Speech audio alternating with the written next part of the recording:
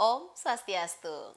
Halo pemirsa Bali TV, apa kabar Anda? Senang sekali kembali saya Aisu Santi Putra Nindya dapat menjumpai Anda pemirsa Bali TV dimanapun berada dalam program acara Mahadewi Pesona Perempuan Indonesia. Dan pemirsa Bali TV di program acara Mahadewi selalu menghadirkan perempuan-perempuan Indonesia yang tentunya bisa menginspirasi, memotivasi pemirsa Bali TV dimanapun berada dalam bidangnya masing-masing. Dan hari ini pemirsa Bali TV yang berbeda karena kita bersama salah seorang perempuan Indonesia yang bisa menginspirasi, yakni seorang penulis. Siapa beliau? Kita sapa. Inilah Ibu Devi. Halo Ibu, Om Swastiastu. Swastiastu, Bu. Iya, saya panggil Ibu atau Mbak saja nih? Mbak aja. Ya Mbak Devi, terima kasih loh Mbak Devi sudah hadir dan bergabung di program acara Mahadewi dan juga bisa menginspirasi perempuan-perempuan Indonesia di luar sana. Mbak Devi adalah seorang penulis. Penulis buku apa yang selama ini sudah dilakoni, Mbak Devi? Boleh cerita kepada pemirsa. Terima kasih Bu atas kesempatannya, Semeton Bali TV dan juga pemirsa setia Mahadewi. Sebenarnya kalau dibilang menginspirasi, mungkin saya belum sampai di situ. Tapi saya ingin bercerita tentang diri saya. Perkenalkan, nama saya Nima Devi Vijanti, biasa dipanggil Devi. Saya sebenarnya perempuan Bali biasa yang kebetulan mempunyai support system yang luar biasa. Salah satunya orang tua saya. Yang pertama, mama itu seorang yang sangat mencintai adat dan budaya Bali dari sosok dirinya, sehingga dari sisi domestik itu sangat mendukung bapak. Mama seorang penali Bali dan juga jago banget urusan Banten. Dan itu nggak diwariskan ke saya sama sekali. Ini sebenarnya mau jadi pertanyaan berikutnya. Itu saya antisipasi dulu. Dan bapak 32 tahun mengabdikan diri untuk kepentingan lembaga perkaitan desa yang ada di Desa Adat Kedonganan, LPD Desa Adat Kedonganan, yang sampai sekarang bisa menjadi pilot project dan juga trendsetter untuk LPD-LPD lain di Bali. Seperti kita tahu, aset LPD di Bali kan sudah sampai nilainya triliunan. Benar. Diperhatikan oleh Bank Indonesia, diperhatikan oleh undang-undang sekarang sampai diistimewakan dalam undang-undang lembaga keuangan mikro untuk tunduk pada hukum adat Bali. Itu kan sesuatu yang sangat luar biasa perjuangan bapak, sehingga membuat saya bangga. Di situ kedua orang tua saya meminta saya dalam setiap perjalanan karir saya untuk selalu membawa nilai-nilai kearifan lokal. Nah, yang lumayan bisa saya lakukan salah satunya adalah menjadi penulis. Jadi sejak SMA saya sudah didorong untuk menulis tentang lembaga perkaitan desa ini. Dulu saya bawa untuk karya tulis di Institut Pertanian Bogor, sehingga mereka kenal LPD. Kemudian saya S1 di UGM, memperkenalkan tentang LPD juga dalam skripsi saya. Saya senang sekali karena kemudian dosen saya membawa tulisan saya ke daerah-daerah di Jawa untuk mereka bisa mengaplikasikan juga ilmu tentang LPD. Kemudian dalam disertasi saya mungkin bisa saya tunjukkan buku saya, yaitu aspek skala niskala, tinjauan dan praktek pada LPD Desa Adat di Bali. Ini menjadi sesuatu yang sangat unik karena LPD Desa Adat Kedonganan salah satunya, dan juga LPD-LPD lain di Bali seperti Catu, Kapal, dan juga Dukuh Penaban yang menjadi lokasi penelitian saya secara spesifik, itu ternyata menerapkan nilai kearifan lokal skala niskala ini. Jadi konsep perjanjian yang mereka buat di bagian kredit dengan masyarakat adat tidak hanya berdasarkan nilai-nilai atau aturan-aturan yang termuat dalam Kitab Undang-Undang Hukum Perdata, tapi juga nilai niskala atau sisi ketuhanannya kalau kita bilang. Di situ bisa menjadi daya dorong bagi masyarakat untuk mematuhi komitmen yang ada dalam perjanjian tersebut. Jadi lebih banyak saya membawa hal-hal seperti itu. Pernah juga dalam ajang nasional namanya Hilo Green Ambassador, saya juga membawa konsep Trihita Karana, sehingga orang-orang jadi tahu apa sih di Bali itu ternyata kita nggak cuma ada beach club, kita nggak cuma ada canang, kita nggak cuma ada tempat-tempat hura-hura yang bersifat internasional, tapi nilai kearifan lokal kita, salah satunya Trihita Karana yang sekarang mendunia, itu sangat kita pegang secara kuat dalam kehidupan. Wow, pemirsa Bali TV, secara tidak langsung dari perbincangan kita bersama Mbak Devi ini kita bisa mengetahui kenapa sih beliau bisa terjun ke dunia penulis ya, yang mungkin orang lain mungkin tertarik terjun ke dunia modeling dan lain sebagainya. Ternyata di sini support system dari keluarga itu sangat menentukan ya. Kita akan berbincang lebih banyak lagi bersama Mbak Devi, seorang penulis. Pemirsa Bali TV, tetaplah di Mahadewi, Pesona Perempuan Indonesia. Ya, pemirsa Bali TV masih di program acara Mahadewi Pesona Perempuan Indonesia. Masih bersama saya Aisu Santi Putra Nindya, masih juga bersama Mbak Devi, seorang penulis buku. Nah, salah satu buku dari 4 buku pemirsa Bali TV adalah ini, Aspek Skala Niskala. Ini dari foto bukunya adalah orang yang sangat spesial di hati, yakni Ibunda Tercinta.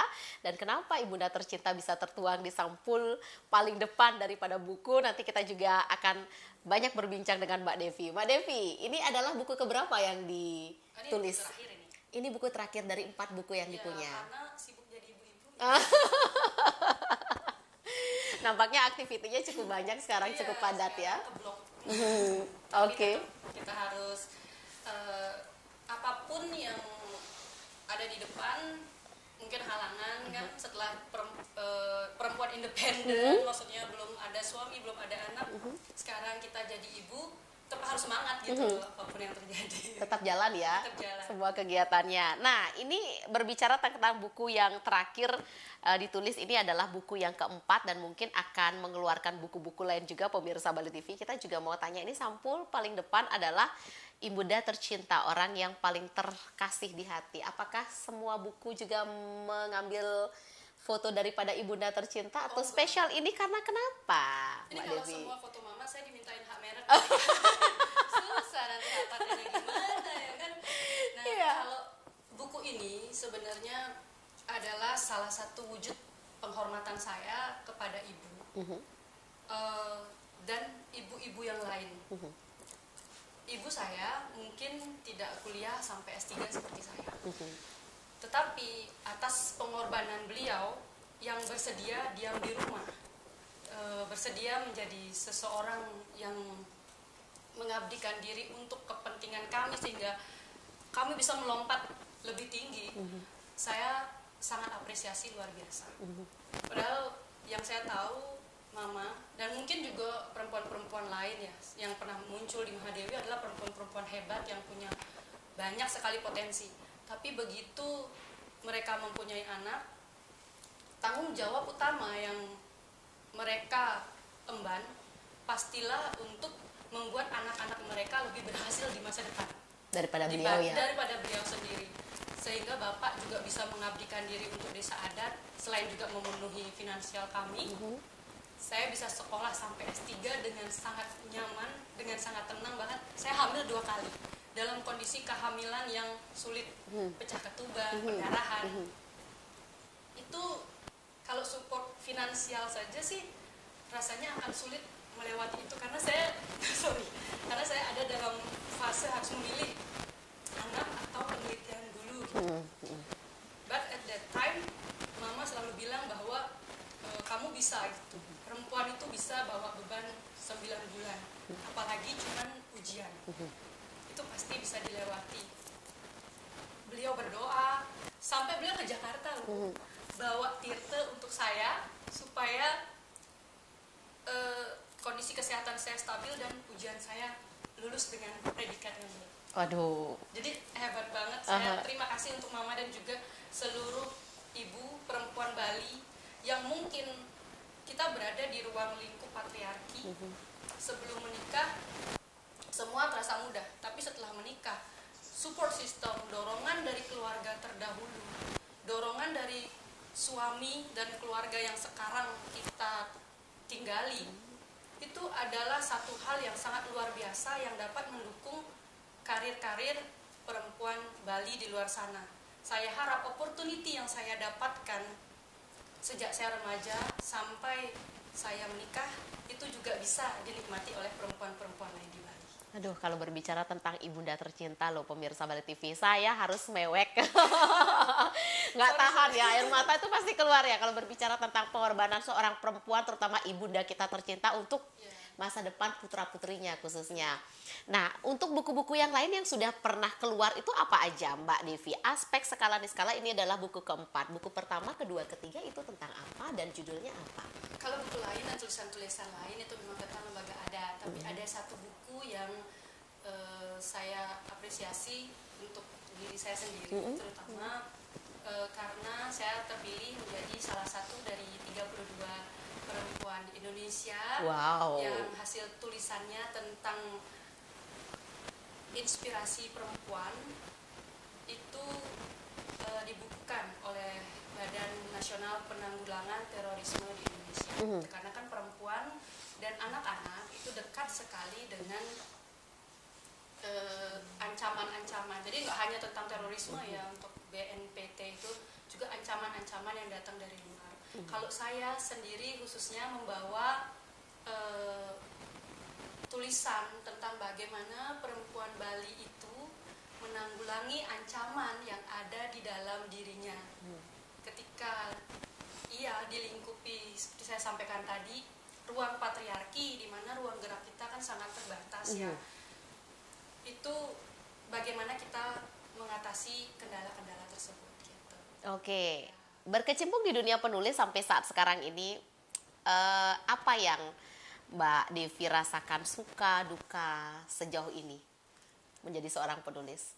Pernah merasa, aduh kok pilih dunia penulis sih, nggak dunia yang lain aja? Pernah berpikir seperti itu nggak? Tatkala mungkin mentok banget harus menulis apa berikutnya? Benar, sering banget mentok sih Mbak. Ini mungkin bisa dibagikan. Siapa tahu ada penulis di luar sana yang baru berkecimpung di bidang ini untuk sharing pengalaman. Saya sih sebenarnya masih belajar dan masih terus belajar ya. Tetapi ketika kita stuck, refreshing aja. Mungkin klise, kita bisa ngobrol sama orang tua, ngobrol sama suami, ngobrol sama anak-anak, ngobrol sama peliharaan. Serius banget, apa yang harus saya lakukan gitu, apa yang harus saya tulis lagi, apa saya harus berhenti sampai di sini gitu kan.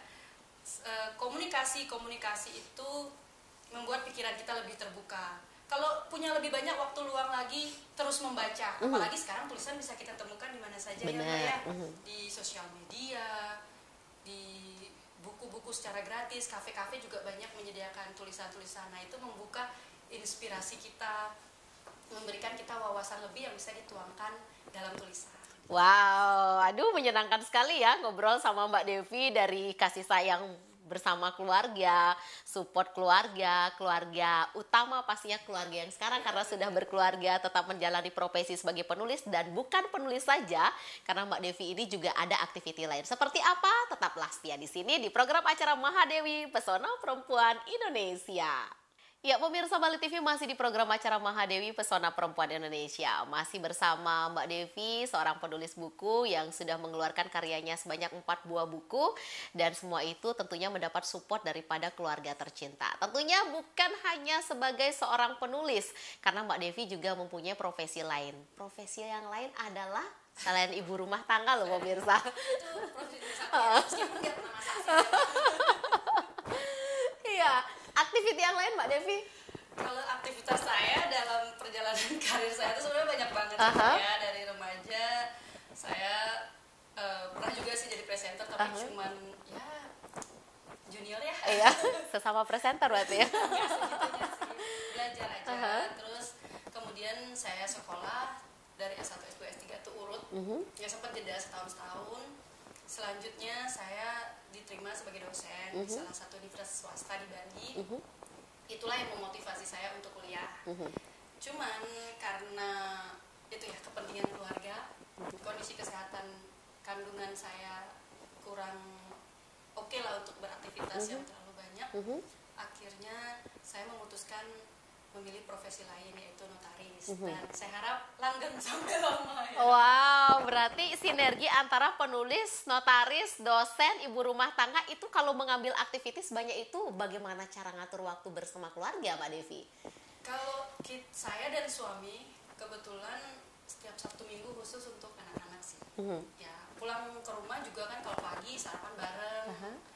Kebetulan mereka juga selalu bangun pagi, anak-anak malam makan malam sama-sama. Itu aja sih, sama diskusi di situ. Meskipun anak saya masih kecil, saya percaya mereka paham apa kesibukan kami, asalkan kami di koridor yang benar. Dan ketika kami bercerita, mereka juga dapat merespon, meskipun lebih banyak dengan pertanyaan-pertanyaan yang aneh ya. Cuma saya dan suami kompak untuk menyikapinya secara serius, menganggap mereka seperti orang dewasa gitu. Oke, dengan aktiviti Mbak Devi yang cukup padat ya, tentunya menekuni dunia penulis masih, notaris juga jalan, dosen apalagi. Dosennya udah Dosennya stop ya sementara ya, karena terlalu banyak aktiviti. Peran dari keluarga yang sekarang atau dari support suami sendiri seperti apa? Mendukung untuk kegiatan Mbak Devi atau bagaimana? Karena orang tua sendiri juga sangat support ya. sangat support. Nah, ini juga satu pesan untuk bapak-bapak dan juga pria-pria di luar sana yang mau nikah ya. Ketika kita mau memilih perempuan yang berkarir, kita harus mempersiapkan diri untuk mendukung kekeras kepalaan dan ambisinya. Kebetulan saya dapat suami dan juga keluarga yang baru. Itu yang sama luar biasanya dengan keluarga saya di rumah bajang gitu kan, kalau orang Bali bilang. Mereka selalu mendukung saya, mereka selalu mensupport dan memahami kelemahan-kelemahan saya. Misalnya waktu yang kurang untuk berkegiatan sosialisasi, itu mereka pahami, asal kita selalu komunikasi dengan masyarakat yang ada di sana juga. Kadang-kadang saya sering dengar kalau saya kan bekerja nih, gimana caranya, saya kan nggak bisa ngayah atau lain sebagainya, punya anak kecil dan sebagainya. Cuman perempuan juga sedikit ya diberi ruang, ini kritik saya terhadap adat Bali. Perempuan sedikit diberi ruang untuk menyuarakan kelemahan-kelemahannya. Jadi yang ke Banjar untuk kerapat dan lain sebagainya biasanya kan pria. Keramu istri di rumah. Nanti dengarkan apa yang suaminya sampaikan sudah dapat. Kalau bisa, adat Bali juga membuka ruang bersuara untuk para ibu. Tidak hanya dalam koridor PKK. Tidak hanya menjadi pendamping, tapi juga berjalan bersama, Beriringan ya? Ya, beriringan. Kita nggak di belakang, kita jangan di belakang lagi. Meskipun kepala rumah tangga tetap laki-laki dalam konteks budaya patriarki kita. Kalau kita berjalan beriringan itu akan lebih bagus lagi, karena kesempatan karir untuk perempuan sekarang sudah terbuka sangat luas. Ya, saya harap bisa seperti itu ya. Iya, jadi porsinya disamakan ya. Disamakan dengan komunikasi yang baiklah dengan masyarakat. Termasuk dengan ibu ya. Semua berjalan selaras ya.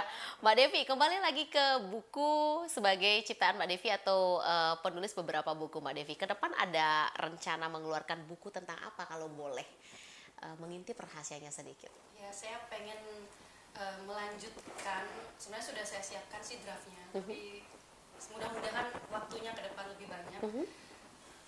Waktu saya belum nikah, kebetulan saya mengumpulkan tulisan-tulisan tentang perempuan-perempuan yang mengalami kekerasan dalam rumah tangga. Tulisan ini saya kumpulkan berawal dari seorang perempuan yang datang kepada saya meminta bantuan untuk dicarikan psikolog.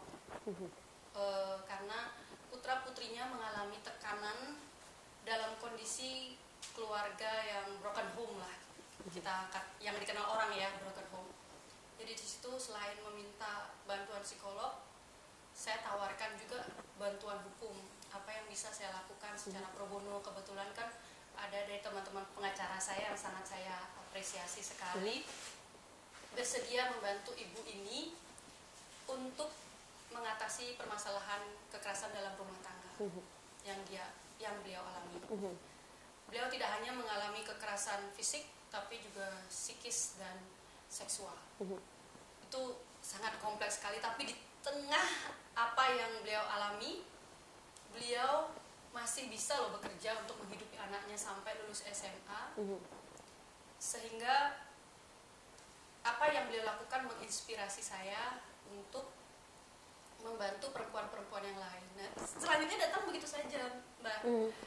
Perempuan-perempuan lain datang untuk minta tolong saran-saran mengenai masalah-masalah hukum yang dialami dalam rumah tangga mereka. Itulah yang saya kumpulkan menjadi tulisan dan saya harap bisa segera diterbitkan. Aduh, mudah-mudahan ya lancar untuk terbit buku berikutnya. Berarti untuk buku-buku yang selama ini Mbak Devi tulis, Mbak Devi keluarkan itu adalah selain berdasarkan penelitian, itu adalah hal-hal yang memang real terjadi selama ini. Real terjadi selama ini di masyarakat. Gitu. Saya terinspirasi dari kejadian-kejadian yang ada di masyarakat.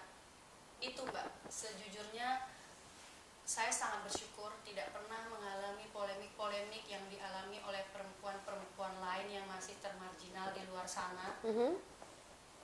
Itulah salah satu bentuk syukur saya dengan membantu baik secara langsung maupun menuliskan pengalaman-pengalaman mereka sehingga bisa dijadikan pembelajaran untuk perempuan-perempuan lain. Meskipun buku saya memang diterbitkan untuk kalangan-kalangan terbatas, misalnya untuk buku aspek skala skala ini dapat sponsor juga dari Bank BPD Bali. Itu kami berikan secara gratis untuk LPD di Bali. Oke, bisa didapat di mana buku-bukunya ini, Mbak Devi? Hubungi aja saya. Oke, langsung hubungi Mbak Devi untuk bisa dapat bukunya ya. LPD Kedonganan juga, kalau misalnya lagi ada forum di sana, itu memang kita kasih secara gratis. Aduh, baik sekali loh Mbak Devi, mudah-mudahan dilancarkan semua ya. Mbak Devi, ini kan kita harus tanggung jawab. Tanggung jawab moral ya Mbak Devi ya. Mbak Devi, sebagai seorang penulis, sebelum kita break iklan ya, sebagai seorang penulis, adakah seseorang yang menginspirasi Mbak Devi sampai sekarang sehingga jiwa penulisnya masih berjalan lancar hingga menerbitkan 4 buku dan rencana akan mengeluarkan buku yang kelima? Oke, kalau dari sisi penulis, inspirasi saya adalah seorang guru dari saya SD. Beliau namanya Ibu Agung, itu kepala sekolah saya, dan juga guru SMA saya namanya Bapak Wayan Suwana, beliau sudah almarhum. Beliau selalu menyampaikan kepada saya nilai yang sama seperti keluarga saya sampaikan, yaitu seberapapun ilmu yang kamu dapatkan sebisa mungkin dimanfaatkan untuk hal-hal baik di masyarakat. Dikembalikan untuk kepentingan orang banyak ya. Mulia sekali loh, mudah-mudahan kebetulan karena ini pas support sistemnya pas kan gitu. Keluarga dukung ya, guru-guru dapat yang dukung. Gitu. Kalau enggak ya apalah saya. Ibu guru terima kasih loh, Ibu sudah mendidik siswi Ibu Devi, Mbak Devi, sehingga bisa menjadi seorang penulis yang luar biasa ya. Buku yang kelima mudah-mudahan dilancarkan ya Mbak Devi ya. Ya, pemirsa Bali TV, masih ada satu segmen, masih di program acara Mahadewi bersama Mbak Devi, seorang penulis, masih di Mahadewi Pesona Perempuan Indonesia. Ya, pemirsa Bali TV, masih di program acara Mahadewi Pesona Perempuan Indonesia. Di segmen terakhir kita kali ini bersama Mbak Devi, kita ingin tahu pemirsa, karena buku yang kelima akan terbit ya. Sebelum itu kita mau tahu satu proses buku itu memakan waktu berapa lama sih Mbak Devi? Wah, kalau buku itu beda-beda ya. Misalnya buku yang saya tulis tentang suku Osing di Banyuwangi, tapi saya bawanya lembaga adat juga supaya masyarakat suku Osing di Banyuwangi, segmen yang kita tuju itu bisa belajar tentang belajar dari nilai kearifan lokal yang ada di Bali. Kebetulan kan sama juga keselarasan antara konsep nilai ketuhanan, keselarasan antara hubungan yang baik antar manusia dan harmonisasi dengan alam. Gitu. Itu dari proses penelitian saya sampai tinggal di situ, wawancara dengan penduduk setempat, terus juga fokus group discussion dengan penduduk di sana, para tokoh-tokoh adat yang pakai bahasa Jawa yang saya sendiri nggak ngerti, untungnya ditranslate sama teman-teman. Proses jalan sekali ya. Proses cetak dan sebagainya itu mungkin butuh waktu sekitar 6 bulan. Karena saya bersama dengan teman-teman di program doktor di ilmu hukum di UB. Oke. Itu cukup lama. Tapi yang paling lama tentu saja buku yang kita pegang ini. Yang keempat paling lama? Ya, Oke. Ini berapa lama nih? Tertarik saya nih. Ini dari awal saya menulis 3,5 tahun ya. Karena sejak awal sebelum masuk program dokter kita sudah harus kirim proposal dulu. Saya konsisten tetap membawa nilai kearifan lokal skala ini untuk aspek perjanjian saja khususnya di LPD Desa. Ini cuma perjanjian saja, apalagi kalau kita meneliti skup lebih banyak lagi, tata lebih besar kelola lagi. LPD yang lebih besar lagi, bisa lebih lama. Nah ini sekitar 3,5 tahun. Dan penelitiannya itu tidak hanya di LPD Kedonganan, tapi juga di LPD Desa Adat Kapal, LPD Desa Adat Pecatu, LPD Desa Adat Dukuh Penagan. Lebih dari satu LPD. Lebih dari satu. Tantangannya juga luar biasa karena saya COVID waktu itu kan, hamil sampai 2 kali seperti yang saya sampaikan di awal, dan harus membaca awik-awik yang ada di desa adat. Nah, itu kan bahasa Bali, halus semua ya. Itu saya harus cari translator juga, harus membiasakan diri berbahasa halus juga ya, meskipun terus terang meskipun saya belajar tentang adat dan budaya Bali, tapi bahasa Bali halus saya masih perlu diasah. Nah, itu tantangan yang berat sehingga prosesnya lumayan lama. Ujiannya juga sekitar 7 kali ya sampai bisa jadi disertasi. Dibukukan juga proses revisinya. Saya dibantu oleh salah satu profesor hukum adat di Bali, yaitu Profesor Windir dari Udayana. Beliau juga membimbing saya dengan sangat sabar sehingga proses itu dapat saya jalani dengan baik. Oke, dan satu lagi mungkin menjadi sebuah pertanyaan terakhir sekaligus menutup perjumpaan kita dan juga menjadi tips buat pemirsa Bali TV yang ingin maju tetap berkarya ya, sama seperti Mbak Devi. Mbak Devi menjadi seorang penulis, mengeluarkan sudah lebih dari 1 buku ya, sedangkan zaman sekarang ini orang lebih tertarik melihat media visual dalam media sosial. Ada ketakutan nggak buku saya ada yang baca nggak? Nah, bagaimana juga tips yang diberikan untuk perempuan di luar sana yang juga berkiprah sama seperti Mbak Devi? Silahkan mengakhiri acara kita kali ini. Saya menulis karena kalau saya joget itu nggak laku ya. Enggak.